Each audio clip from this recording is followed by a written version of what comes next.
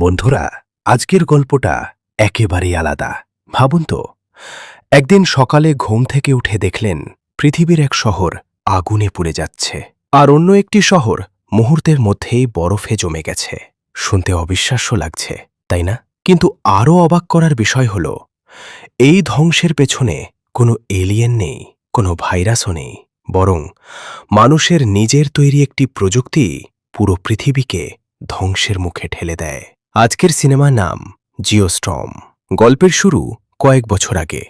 সেই সময় পৃথিবীতে একের পর এক ভয়ঙ্কর প্রাকৃতিক দুর্যোগ আঘাত হানতে থাকে। কোথাও বিশাল ঝড়, কোথাও ভয়াবহ বন্যা, আবার কোথাও অসহনীয় গরমে হাজার হাজার মানুষ প্রাণ হারায়। প্রতিদিন নতুন নতুন শহর ধ্বংস হচ্ছিল। বিজ্ঞানীরা বুঝতে পারলেন, এভাবে চলতে থাকলে ভবিষ্যতে পৃথিবীতে মানুষের বেঁচে থাকাই কঠিন হয়ে যাবে। তখন বিশ্বের বড় বড় দেশ একসঙ্গে একটি সিদ্ধান্ত নেয়। তারা তৈরি করে ডাচ বয় নামে একটি অত্যাধুনিক স্যাটেলাইট সিস্টেম। হাজার হাজার স্যাটেলাইট মহাকাশ থেকে সারাক্ষণ পৃথিবীর আবহাওয়ার ওপর নজর রাখত। কোথাও ঝড় তৈরি হলে সেটিকে দুর্বল করে দিত, কোথাও অতিরিক্ত গরম পড়লে তাপমাত্রা কমিয়ে দিত, আবার কোথাও অতিরিক্ত বৃষ্টি হলেও সেটিকেও নিয়ন্ত্রণ করত।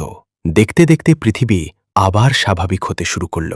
মানুষ বিশ্বাস করতে শুরু করল, প্রকৃতিকেও হয়তো এখন নিয়ন্ত্রণ করা সম্ভব। এই অসাধারণ প্রযুক্তির মূল নির্মাতা ছিলেন একজন মেধাবী বিজ্ঞানী। তার নাম জ্যাক লসন। জ্যাক ছিলেন নিজের কাজে অসাধারণ দক্ষ, কিন্তু তার একটি স্বভাব ছিল, তিনি নিয়মের আগে মানুষের জীবনকে গুরুত্ব দিতেন। একদিন তিনি কারও অনুমতি ছাড়াই একটি ভয়ঙ্কর ঝড় থামিয়ে দেন। এর ফলে হাজার হাজার মানুষের জীবন বেঁচে যায়।